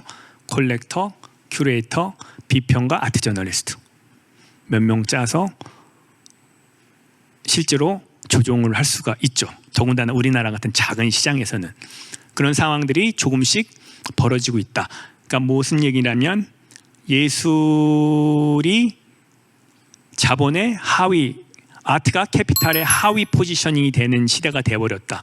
그거를 막아야 되겠죠. 동등하게 가야 되겠죠. 동등하게. 아니면 상위 포지셔닝을 시키던가. 왜? 자본의 예술이 하위 포지셔닝이 되는 순간 예술의 순수 목적 기능은 사라져버리게 되니까. 지금은 그런 과제가 떨어졌다. 우리한테 동시대적으로. 여러분 그 기회예요. 이거는 기회. 뭐냐면 그 어느 때보다도 예술가의 창작적 역량을 물질로 보상받거나 환원해주는 기능이 그 어느 때보다도 많아지고 커졌습니다. 그걸 활용을 잘 해야죠. 그죠? 여러분 그거는 예술계를 생산유통을 순환시키는 동인이에요. 동인. 창작적 역량을 물질로 환산하는 거는 작가가 돈이 있어야지 그림을 그리지 물감을 사고 돈 없이 그려. 그게 말이 안 되지 않습니까? 근데 그 어느 때보다도 이런 좋은 기회가 왔는데 자칫 잘못하면 그 기회가 오히려 억누르는 거다란 돌덩어리가 될 수 있다는 거죠. 목적 기능을 상실시킬 수 있는 예술에. 그래서 경제적 가치와 예술적 가치가 동등하게 가게끔 리딩을 해야 되는 게 우리 예술인들의 하나의 과제이기도 하죠. 이거는 그 당시 제가 조사했었던 우리나라의 컨템포리 아트 마켓. 우리나라 컨템포리 아트 마켓 시장이 굉장히 큽니다. 네. 근대 미술이나 옛날 골동품 빼고 다른 나라에 비해서 GDP 대비. 그리고 이게 한 굉장히 오래된 자료인데 이때만 해도 이제 아티스트 랭크에 우리나라 작가들이 없었어요. 100위 안에 몇 명 안 들어갔다고. 다 중국, 일본, 유럽 작가들. 근데 요즘에 좀 들어가기 시작을 하죠. 이거는 무슨 얘기냐면 그 경제의 이 미술 시장이 연동이 되느냐 안 되느냐. 여러분 경제는 호황과 불황을 반복을 하죠. 경기 호황, 불황, 호황, 불황을 반복을 합니다. 호황은 존재하지 않아요. 물리적으로. 호황, 불황이 반복이 되면서 계속 가는 거예요. 다만 불황 쭉 가면 대공황인 거고. 그죠? 그래도 호황으로 또 가겠죠. 호황, 불황이 항상 반복하는데 이 경기 호황과 불황의 이 연동이 되죠. 증권, 채권, 부동산, 선물이 선행성, 동시성, 후행성으로. 예를 들면 경기가 호황이면은 선물 시장 올라가고 증권 시장 올라가고 부동산 시장 올라가고. 근데 그 뉴욕 비즈니스 스쿨의 마이클 모자랑 지앙핑 교수가 리서치한 바에 의하면 20세기에는 연동이 안 됐어요. 경기가 호황이던 불황이던 미술시장은 떨어져 있었어요. 미술시장이 여기 연동이 전혀 안 됐다는 거죠. 왜 그럴까요? 이 당시에는 작품을 구입하는 사람들이 회장님, 차장님들이었거든. 상위 5% 콜렉터들이요. 그죠? 근데 이 상위 5% 사람들은 경기 변동에 영향을 받나요? 안 받죠. 경기 불황에 돈을 오히려 더 많이 버는 사람들이에요. 근데 이게 후기 자본주의 이후에 어떻게 되죠? 작품을 사는 사람들은 이제 회장님, 사장님만 안 사요. 과장, 대리, 일반 사원들도 사죠. 돈 된다니까. 여러분 한때 온라인에 작품 파는 사이트가 생겼죠. 지금도 있을 거야 아마. 온라인에서 작품 파는 사이트. 이 중산층이 대거 들어가면서 어떻게 되죠? 호황, 불황이 연동이 되죠. 먹고 살기 힘들어지면 경기가 불황이라서 작품 내놓아야 되잖아. 현금화 시키기 위해서. 그래서 이제는 후행성으로 연동이 되기 시작했다 라는 거고요. 제가 이게 말씀드린 게 금융화 현상입니다. 현대미술계가 이제는. 그리고 이 금융화 현상은 거스를 수 없는 시대적 흐름입니다. 계속 금융화가 될 거예요. 그리고 여러분 요즘에는 어떻게 됐죠? NFT라는 거 들어봤죠? 블록체인이라는 거 들어봤죠? 그리고 비트코인, 이더리움, 탈중앙화 화폐, 디지털 화폐. 이게 연동이 되면서 어떻게 됐어요? 미술 작품이 창작적인 부분도 굉장히 많은 테크놀로지의 발달 때문에 확장이 되고 있지만 새로운 작업들이 마구마구 출현하잖아요. 이머시브 시애터, VR, AR 작업부터 NFT 작업까지. 하지만 유통구조도 완전히 변화시키고 있어요. 그래서 황금성, 아까 내가 얘기한 황금성이 높아지고 있죠. 굉장히. 그래서 이 현대미술과 자본 간의 결합은 더욱더 가속화되고 커질 겁니다. 더군다나 황금성도 올라가고 있고 또 아까 말한 것처럼 현대미술이 대중화가 되고 있고, 그죠? 그리고 가치평가 인증 시스템도 이제는 더 이상 전문가 집단에 의해서가 아니라 일반 대중들에 의해서. 여러분, 내가 모 작가를 하나 만났는데요, 이 작가가 나한테 그래요. 내 작업은 가벼워요. 왜 내 작업이 깊어야 되죠? 근데 저 유명해요. 나의 인스타 팔로워가 20-30만이고요. 내가 한번 클릭해서 내 작업 하나 올리면 그 다음 나 솔드아웃, 나 부자예요, 나 해피해요. 이런 작가들이 마구 생긴다라는 거예요. 여러분, 스티븐 해링턴이라는 작가는 팔로워가 뭐 몇 천만인가? 자기 작업, 조각 작업 하나 에디션으로 뭐 500개, 200개 올리잖아요. 그 다음 날 솔드아웃. 걔는 셀럽이에요, 셀럽. 그런 작가들이 마구마구 나타나요, 대중들에 의해서. 근데 문제는 거기에만 머무르는 게 아니라 이 작가들이 이 전문가 집단의 인정으로서 또 넘어오는 작가들도 있어요. 금상첨화지, 이런 작가들은. 양쪽 다. 이쪽으로 못 넘어오는 작가들은 여기서 그래도 잘 먹고 잘 사는 거예요. 가격은 좀 낮겠지만, 여러분 카오스라는 작가 들어봤어요? 카오스? 인형 큰 거 만드는 애 있죠? 러버덕. 세계적으로 유명하잖아. 근데 러버덕이 아마 미술관에 소장이 됐나? 베니스 비엔날레 같은 데 나갔나는 모르겠어요. 하지만 루양이라는 중국 작가, 이런 작가들은 대중들한테도 셀럽이고 이쪽에서도 인정을 받거든요. 비엔날레도 나가고. 루양 작가 만나면 되게 웃겨요. 뭐냐면 젊은 작가들이 저희 같은 사람한테 잘 보이려고 엄청 노력을 하거든요. 전시 기회를 어떻게 더 잡을 수 있을까? 나를 통해서. 나를 좀 띄워줄 수 있는 사람인데. 근데 루양은 신경도 안 써요, 나 같은 사람을. 왜? 나 이미 유명한데, 내 팔로워가 몇 천만인데 내가 굳이 미술관 관장한테 잘 보여야 돼? 내가 비엔날레 나갈 필요가 있어? 이런 작가들도 생긴다라는 거죠. 그래서 이제는 현대미술이라는 게 또 다른 미술 시장의 확장 영역을 갖게 돼버린 거죠. 제가 이제 시간 관계상 질문들을 또 받아야 되기 때문에, 자,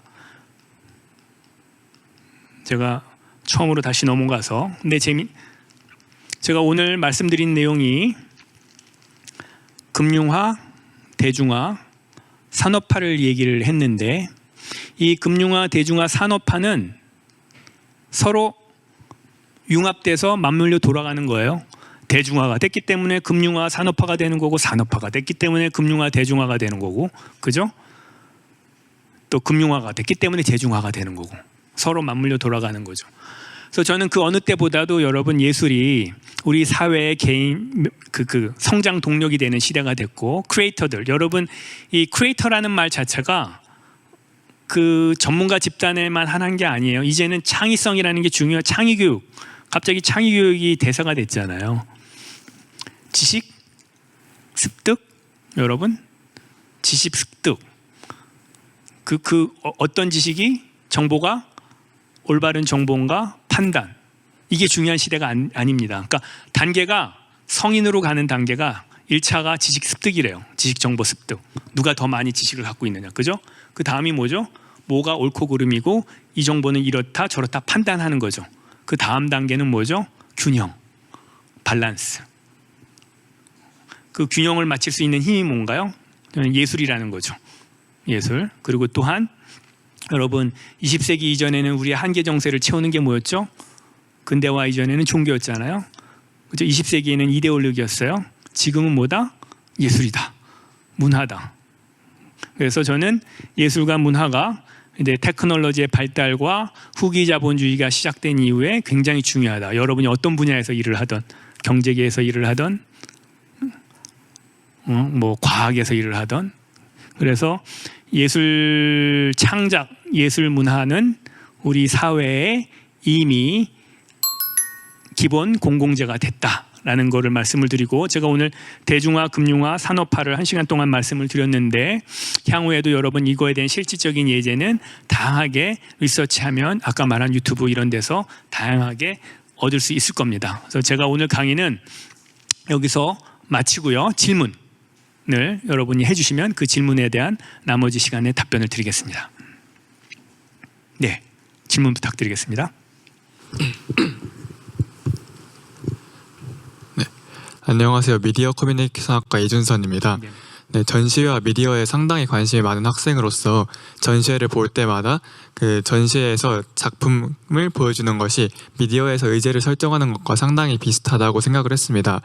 언론기관이 대중이 생각해야 하는 이슈에 관한 공론장을 만드는 것과 그리고 미술관이 전시회 공간에 그 작품을 선택하여 관람객들이 사유하도록 만드는 것은 일맥상통하다고 생각했기 때문입니다.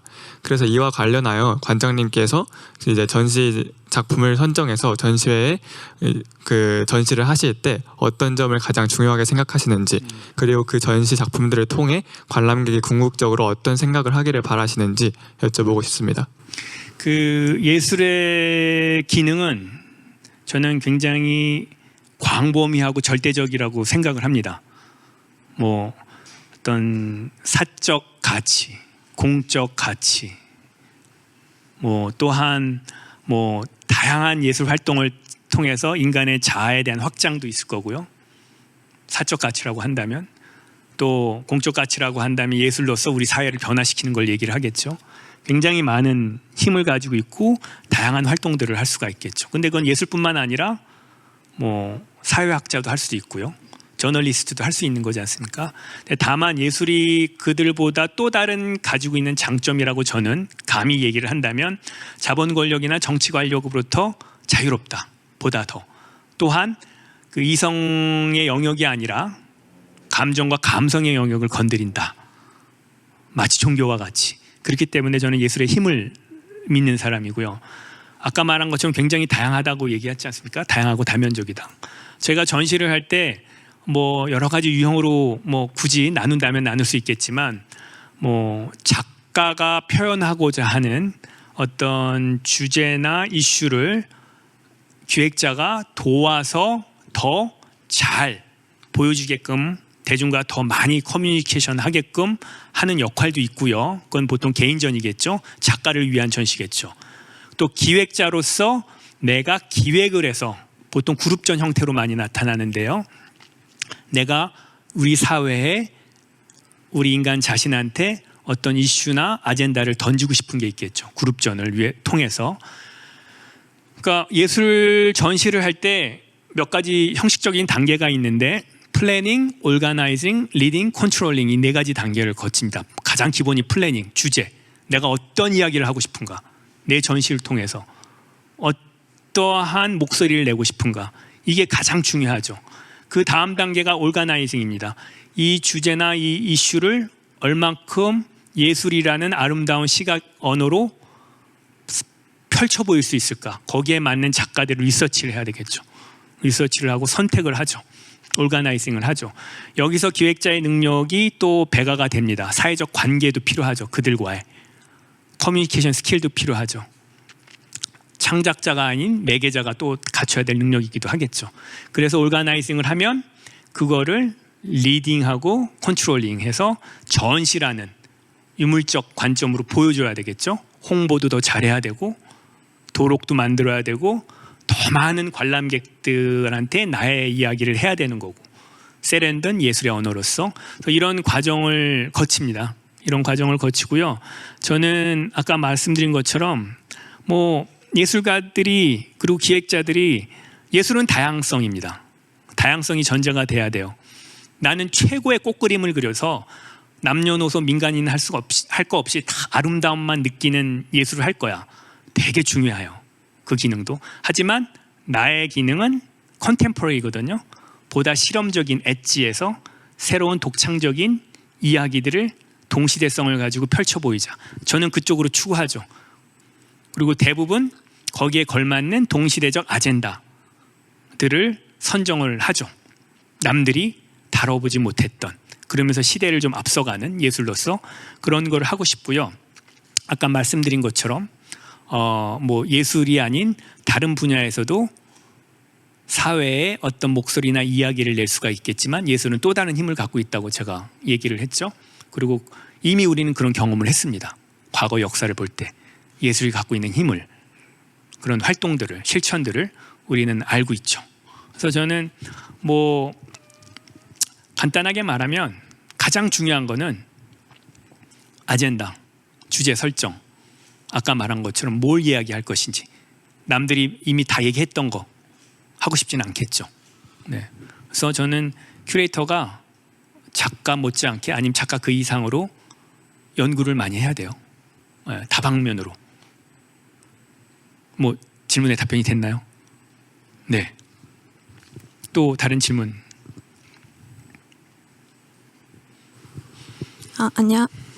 안녕하세요. 컴퓨터공학과 김다은입니다.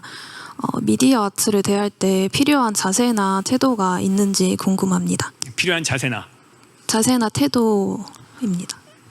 그거는 저는 이제 미디어 아트를 대할 때가 아니라 예술을 대할 때라는 질문하고 똑같다고 보는데요. 일단은 제가 항상 하는 얘기지만 대중들한테 사실 예술을 어렵게 느낄 필요는 저는 없거든요. 있는 그대로 느끼는 게 저는 예술이라고 생각하고요. 그러면서도 어느 정도의 그 학습은 필요하다고 생각을 합니다. 네, 학습은 필요하다고 생각을 하고요. 예술가들은 항상 자기 목적성이 있죠. 그러니까 예술의 전제 조건은 자기 목적성과 전달성 두 가지가 다 있어야 됩니다. 자기 목적성만 있으면 취미생활이죠. 내가 그림을 그려놓고 창고에 쌓아두면 그건 예술이 아니거든요. 대중하고 소통을 해야죠. 공간에 음악이 흐르는데 듣는 사람이 아무도 없어. 음악으로의 존재 가치가 없는 거죠. 그 이야기는 뭐냐면 여러분이 작품을 바라볼 때는 이 사람이 나한테 무엇을 전달하고 이야기하고 싶은지 이를 유추를 하고 거기에 대해서 어렴풋이나마 자기가 느낌을 받고 그 이후에 또 작가와 소통을 해보면서 내 감흥이 맞았네. 그리고 이 느낌이 조금 더 나한테 더 다가오네. 이러한 과정들이 굉장히 흥미로울 거예요. 다만 이제 미디어 아트 같은 경우에는 여러분 우리가 오감을 활용하죠. 우리가 회화 작업은 좀 더 은유적입니다. 엄밀히 말하면 시각만 하는데 대부분의 미디어 아트는 오감을 활용을 합니다. 그래서 시각, 청각, 심지어는 촉각까지도, 심지어는 인터랙티브 까지 나아가는 게 미디어 아트거든요. 디지털 미디어 아트라서 그러한 오감각적인 감각을 최대한 활용을 해서 저는 좀 거리감 없이 편안하게 받아들였으면, 그리고 이 받아들이는 것도 어느 정도의 학습 과정과 이 작가가 무엇을 이야기하고자 하는지 노력을 좀 했으면 좋겠다. 그러니까 여러분 요즘 디지털 시대가 그 디지털 시대 서브컬처가 굉장히 휘발성이 있고 즉시성이 있잖아요. 그리고 또 시인성, 주목성도 있고 막 눈에 팍 띄어야 되고 그냥 쓱 보고 가버리잖아요. 재미없으면. 그런 자세가 아니라 조금 더 앉아서 내가 깊이 있게 몰입하려는 그러한 의도도 필요하다. 특히 미디어 아트는 오감각적인 자기의 감각을 확장을 해서 여러분 뭐 얘기가 좀 길어지긴 하지만 이게 국가적 특성일지 모르겠지만 우리나라 이 국민들이 좀 빨리빨리 문화잖아요. 그래서 딱 보고 관심 없으면 가버려요. 그러니까 제가 일본에서 전시를 하는데 그 재미난 게 일본 관람객과 우리나라 관람객의 차이가 나는데 어떤 작가가 다나카 코기라는 작가일 겁니다. 아마 그 모니터 안에 주구장창 너무 아름다운 물결만 나와요. 그리고 20분 뒤에 오리가 한 마리 싹 지나가요. 근데 우리나라 관람객들은 어떻게 관람하는 줄 아세요? 딱 보고 잔잔한 물결이 나오잖아요. 야 20분 뒤에 오리 나오는데 20분은 어떻게 기다려? 시간 보고 딴 데 막 돌아다니고 왔다가 20분 뒤에 와서 오리 봐요. 근데 일본 관람객들은 20분을 기다려요. 그다 싹 지나가면 얼마나 희열이 있겠어요. 그 기다림의 희열이. 쓰고이 하고 막 박수를 치거든요. 얘네들이 20분 동안 기다리고. 그래서 저는 약간 뭐라 그럴까? 우리가 인내와 여유, 그리고 예술에 대한 어떤 집중, 그리고 어떤 허물 없는 벽, 그런 거를 좀 감안을 해서 보시면 예술이 됐던 미디어 아트가 됐던 여러분들이 또 다른 경험을 많이 틀림없이 저는 할 거라고 보고 있고요. 그리고 미디어 아트는 더 인간 친화적으로 접근을 해요. 여러분 VR 같은 경우, 그죠? 오감을 활용한다라는 거는 은유성보다는 직접성이거든요. 모든 감각을 직접적으로 건드려준다라는 거예요. 뭐 스펙타클의 미학이라는 얘기도 하잖아요. 미디어 아트를. 그렇기 때문에 오히려 더 미디어 아트가 여러분들한테 그 편안하게 다가갈 수 있는 요소들도 많이 있으니까, 네, 제가 아까 말한 것처럼 뭐 조금 벽 없이 좀 여유를 가지고 집중을 하면서 또 나름의 최소한의 학습을 통해서 새로운 예술들을 경험해 보려고 노력을 한다면 여러분들한테 분명히 커다란 감흥이 올 거다라고 제가 드리고 싶습니다. 네. 또 질문. 네. 안녕하세요. 저는 시각디자인학과 학생 남민식이라고 하고요. 제가 드리고 싶은 질문은 이제 새롭게 등장한 매체인 SNS 매체인 틱톡, 유튜브 쇼츠, 인스타그램 릴스 같은 매체들에 대해서 여쭤보고 싶은데, 이러한 매체가 이제 방금 설명해 주신 디지털과 미디어 아트의 특성인 어떤 창작자와 관객 간의 즉각적인 소통과 교류, 또는 창작자의 생각과 의도를 전 세계에 동시에 또 전달할 수 있고 또 받아들일 수도 있게 하는 점에서 상당히 일맥상통한다고 느껴가지고 디지털 아트, 미디어 아트의 한 갈래가 아닌가 하고 요즘 생각이 들고 있는데, 이러한 매체들에 대해서 강연자님은 어떻게 생각하시는지 한번 듣고 싶습니다. 여러분, 이거는 미술뿐만 아니라 디지털 테크놀로지라는 거는 지금 무지막지한 변화를 만들어내고 있어요.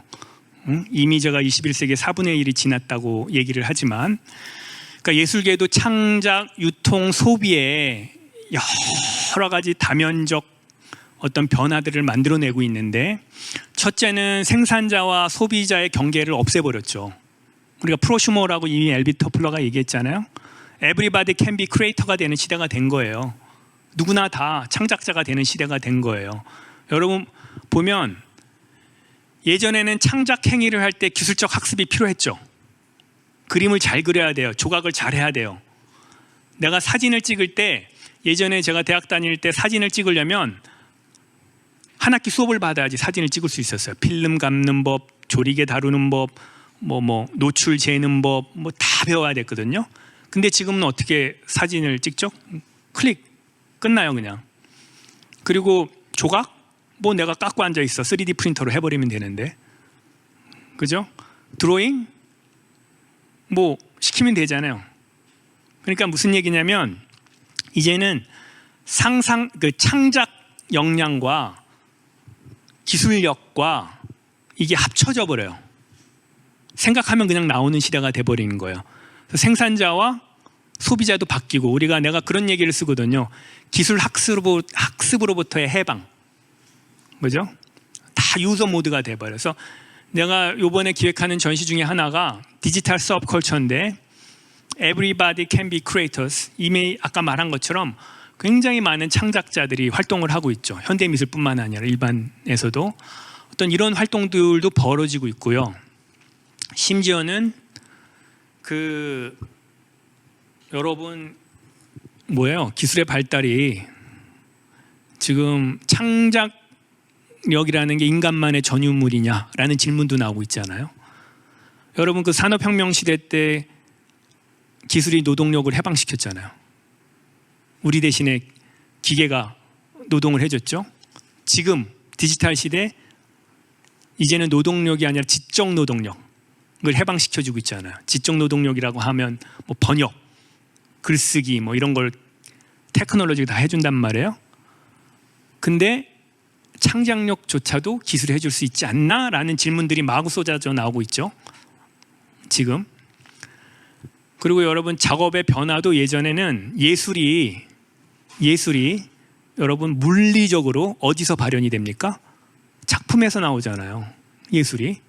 근데 그게 20세기 초반으로 오면 듀샹, 변기통 뒤집어 놓은 거, 예술이 작품에서만 발현이 되는 게 아니라 작가에 의해서도 나와요. 작가의 의도, 인위적인 의도, 개념, 미술.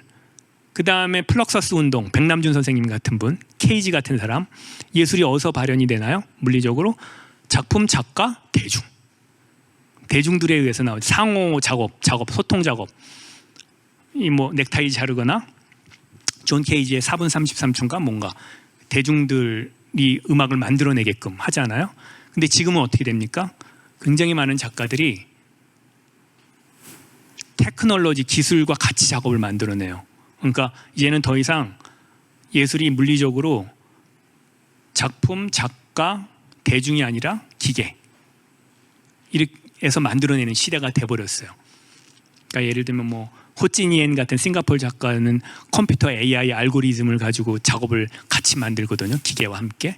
이런 시대가 돼버린 거죠. 그래서 뭐 제가 질문에 적당한 대답인지 모르겠지만 이제는 아트라는 것 자체가 여러분 우리가 보통 2D, 3D라고 하잖아요. 평면, 입체. 그래서 이제 4D로 넘어가죠. 시간이라는 개념이 들어오잖아요. 작업에 들어오고 굉장히 확장적으로 지금 만들어지고 있다. 이게 아트야? 비디오 아트는 이미 나왔고 물질에서 탈물질로 변환이 되기 시작한 게 백남주 선생님 이후부터니까 비디오 아트라는 것도 나왔고 NFT라는 개념도 나오고 AR, VR, 안경 끼고 이머시브 시애터, 우리 증강현실 작업도 나오기 시작하고 지금 미디어 고고학적이라 측면에서 기술의 발달이 새로운 매체도 만들어지만 확장적인 매체도 만들어내지만 작가의 창작 태도와 창작 과정도 다 바꿔버리고 있고 그 창작물이 유통하는 개념 자체도 다 바꿔버리고 있어요. 그러니까 앞으로 예술은 굉장히 다른 양상으로 발전이 될 겁니다. 제가 상상하지 못한 영역까지 가버릴 수도 있겠죠. 뭐 진짜 AI 작가가 AI 스타 작가가 나타날 수도 있는 거니까 그거는 뭐 모르는 겁니다. 미래는 언제나 기술 혁신의 경험은 우리를 놀라게 만들었거든요. 처음 여러분 3D 프린터를 제가 대학 다닐 때 3D가 아니다 칼라 프린터를 제가 대학 다닐 때 처음 기숙사에서 산 사람인데 가격이 무지막지했죠. 그때 미국에서 유학할 때 전 학생들이 제 방에 와서 그걸 다 보고서 박수 쳤어요. 이거는 마술이다. 어떻게 칼라로 나오느냐. 모르는 겁니다. 미래는. MIT 같은 경우에는 요즘에 그 원자 단위의 3D 프린터를 만든다고 하잖아요. 원자를 가지고 프린트를 한대요. 그 얘기는 지구를 똑같이 데이터화하면 지구를 복사할 수 있다는 거예요. 미래는 어떻게 될지 모르겠죠. 예술도 당연하죠. 그래서 저는 여러분들한테 특히 기술적 확장성으로 만들어지는 예술에 대해서 굉장히 많은 경험을 해봤으면 좋겠다라는 걸 말씀을 드리고 싶습니다. 네. 질문에 제가 맞게 대답을 했나요? 네. 좋은 강연 해주시고 또 이렇게 답변까지 잘 해주신 관장님께 박수 한번 보내드립니다. 네, 오늘 이 강연 우리 학생들 정말 그 예술에 대한 새로운 눈을 떠주게 하는 정말 통찰력을 얻을 수 있는 그런 좋은 강의가 아니었나 생각이 들고요. 제가 아까 모두에 이제 우리 전시회장 가가지고 미술 감상하는 얘기 했었는데 이 미술이 전시회장에 있는 게 아니라 우리 생활, 우리 삶 바로 옆에 있다는 걸 느낄 수 있었던 그런 강연이었던 것 같습니다. 지금 온라인에서 난리가 났어요. 네, 온라인에 정말 많은 우리 수강생들이 관장님께 질문을 막 올리고 있는데 그 중에서 저희가 한 2개 정도만 제가 골라서 여쭙 테니 간단하게 답변해 주시면 감사하겠습니다. 자, 처음 질문. 자, 작년에 잠시 떠올랐던 NFT 미술 시장, 아까 잠깐 언급하셨는데 NFT 미술 시장에 대해서 이 미술계의 시각으로는 여기에 대해서 어떻게 생각하시는지 좀 관장님 견해를 부탁드리는 질문이 올라왔네요. 여러분 NFT는 형식이에요. 내용이 아닙니다. 근데 그 형식이 브랜드화가 돼서 버블을 만들어냈죠. 미술 시장에서 자본과 결합이 되면서 투자 대상으로 지금 버블 다 깨졌죠. 그죠? 그리고 언제나 새로운 형식은 우리한테 순간의 아름다움과 놀라움을 주죠. 하지만 일정 기간이 지나면 그건 형식은 형식일 뿐입니다. 그러니까 여러분 예전에 류미에르가 영화를 처음 만들었잖아요. 발명을 했잖아요. 그 당시 19세기 사람들한테는 그거는 엄청난 새로움의 충격이었을 거예요. 그래서 그때 류미에르의 그 2번째 영화가, 첫 영화는 아마 노동자들이 걸어 나오는 걸 그냥 찍은 거고, 2번째 영화는 그냥 기차가 달려오는 거 찍은 거예요. 기차가 오는 거. 그걸 대형 프로젝션으로 쐈는데 상영을 했는데 그 당시 19세기 사람들이 그 영화에 출연 그 기차가 오는 모습을 보고 놀래서 다 도망갔대요. 진짜로 기차가 오는 줄 알고. 근데 그게 미학적으로, 사회학적으로는 굉장히 역사적이고 중요한 작업이지만 그게 미학적으로는 어떠한 성취를 했을까요? 제가 보기에는 그 다음 작업이, 그 형식이 일반화가 되면서 그 다음 작가들이 내용적으로 그 미학성과 예술성을 만들어냈다고 생각을 하거든요. 뭐 예를 들면 에이젠슈타인이라든가 전함 포텐킨이라든가 아니면 뭐 조르주 멜리아스가 뭐 달여행이라는 영화라든가 뭐 다양한 영화들이 나오기 시작하잖아요. 내용이 있는. 그거 똑같다고 봅니다. NFT는 형식이에요. 그냥 단지 어떤 형식? 유일성을 부여하는 작품에 디지털이 무한 복제가 가능하기 때문에 경제적 가치가 떨어졌지 않습니까? 블록체인이라는 기술로 유일성을 부여를 한 거잖아요. 그러니까 무슨 얘기냐면 조각도 NFT가 될 수 있고 회화 작업도 NFT가 될 수 있고 내가 집에서 낙서한 것도 NFT가 될 수가 있는 거예요. 그 다음은 뭐냐? NFT는 형식인데 그 이미지가 어떤 건지가 중요한 거겠죠. 그게 보다 예술성을 가지고 있어야죠. 미학성을 가지고 있어야죠. 여러분 요즘에 아나모픽이라고 그러지 않습니까? 저기 무역센터 가면 막 파도 치고 막 물결 치고 막 사람들이 놀래잖아요. 저는 그것도 똑같이 과거 그 리미에르 기차가 달려오는 모습을 보고 사람들이 놀라웠던 거랑 똑같다고 봐요. 저는 그 LED 이머시브 시애터 증강형 그런 확장적 기술이 내용들을 만들어내고 있거든요. 이제 작가들이 결합이 되면서 더 많은 연구를 하고 더 많은 실험을 하면서, 그래서 NFT가 버블로 깨질 거라는 거는 누구나 다 인지하고 있었습니다. 폭탄 돌리기처럼 그 형식의 투자적 관점으로 사람들이 완전히 몰입을 했기 때문에, 그래서 버블이 깨질 거라고 알고 있지만 사라지진 절대 않겠죠. 다음 NFT는 보다 더 뛰어난 작업이 나올 거고, 그게 아까 말한 것처럼 전 지구성을 가지고 글로벌 네트워크가 될 거고, 그리고 탈중앙 화폐가 결합이 될 거고, 그래서 향후 NFT는 더욱더 커질 겁니다. 다만 지금은 과도기다. 여러분들이 그런 걸 인지하고 NFT를 바라봐야 된다. 네. 감사합니다. 자, 두 번째 질문은요. 이게 제가 여쭤보고 싶은 질문이기도 한데, 저같이 이제 미술에 좀 문외한, 우리 미린이라고 그러나요? 뭐 하여튼 문외한인 저 같은 그 대학생들에게 이거 한번 꼭 봤으면 좋겠다라고 하는 현대 미술 작가 아니면 뭐 전시회 같은 거 한번 소개해 주신다면 어떤 것을 추천해 주실 수 있을지. 사실 이제 여기는 좀 다른 관점이지만 이 예술가 자본이랑 강의를 외부에서도 많이 했었습니다. 특히 이제 소장가들한테 많이 했었는데, 강의가 꼭 끝나면 좋은 작가, 선생님이 가장 좋아하는 작가 얘기해 주세요. 얘기를 해요. 왜냐? 그 작업 살라고 다들. 근데 저는 그런 관점으로는 얘기를 하는 게 아니고요. 절대 제가 좋아하는 작가들이 많이 있습니다. 근데 그 누구누구를 얘기하기가 참 곤란하시나요? 곤란하면서도 저는 이제 저랑 개인적으로 같이 했던 작가들이 되겠죠. 우리나라 현대미술이 과거에 약간 양분화가 돼 있었어요. 그러니까 민중미술 계열, 사회 참여를 통해서 변화를 시키자, 예술을 가지고.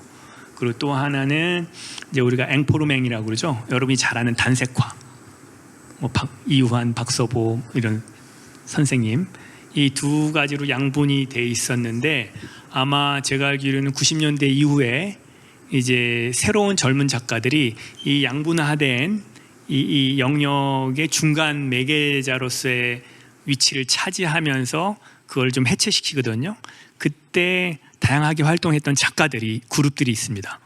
뭐 예를 들면은 뭐 정연두라든가 함경아라든가 뭐 임민웅이라든가, 공교롭게도 유학파 작가들이긴 하지만 저는 그런 작가들의 실험성이 되게 흥미로웠고, 그런 작가들이 저는 이제 좋았던 이유가 그런 시대사적 흐름과는 좀 다른 결의 자기만의 주체성을 가지고 작업을 했습니다. 여러분, 그 현대미술도 우리나라의 미술사도 그 서구 미술계와 관계에 있어서의 이 어떤 그 라인을 이렇게 명확하게 독립적으로 끊기가 힘들었거든요. 문화 위계라는 게 존재했고, 근데 저는 그 세대 작가들이 그래도 남아 어떤 주체성을 가지고 어떤 서구와의 문화 위계에서 보다 독립적으로 자기 이야기들을 냈다. 동시대 작가들은 더 하죠. 요즘 젊은 작가들은. 그래서 그렇기 때문에 저는 그런 작가들이 그러한 이유로 좀 제가 많이 좋아하는 작가들입니다. 그리고 참고로 지금 그 작가들이 많이 또 주요 미술관에서 전시를 하고 있으니까 여러분들이 한번 직접 전시장에 가서 보면 또 제가 말하는 걸 어느 정도 느끼실 수 있을 겁니다. 지금 관장님께서 말씀해 주신 그 작가 메모하셨죠? 한번 찾아보시고 직접 관람해 보시는 게 이것도 좋을 것 같습니다. 그 관장님께서는 또 지금 서울 광화문 빛축제 예술 감독 맡고 계시잖아요. 또 간단히 그게 어떤 행사인지 좀 소개해 주시면 좋겠습니다. 이제 사실은 이게 뭐 이런 얘기도 해도 될지 모르겠지만 서울시의 문화 정책이 이제 서울시를 하나의 문화 중심 플랫폼, 아까 제가 말씀드린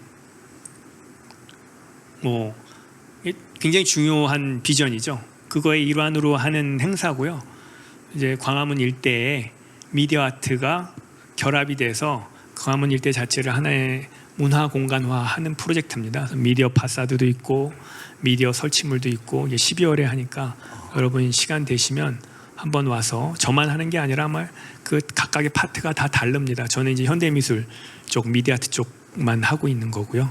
그래서 뭐 예술이 우리 사회에 침투해서 어떻게 환경을 바꾸고 있는지, 그리고 디지털 미디어 아트가 어떻게 우리 마치 바우하우스 때처럼 그죠? 바꾸고 있는지를 경험해 볼 수가 있을 거예요. 그리고 이번 컨셉은 제가 얘기한 것처럼 그 서브컬처, 디지털 서브컬처이기 때문에 전 세계 디지털 크리에이터스들이 다 참여를 하거든요. 네, 현대미술 쪽뿐만 아니라 셀럽 뭐 20-30만 가지고 있는 팔로워를 가지고 있는 디지털 크리에이터들이 참여를 하니까 뭐 재밌게 관람하실 수 있을 겁니다. 네. 12월 달에 우리 기말고사 끝나고 관장님께서 기획하신 그 광화문 빛축제 너무너무 기대됩니다. 자, 오늘 좋은 강연 해주신 우리 서진석 관장님께 다시 한번 큰 박수 부탁드리겠습니다. 감사합니다.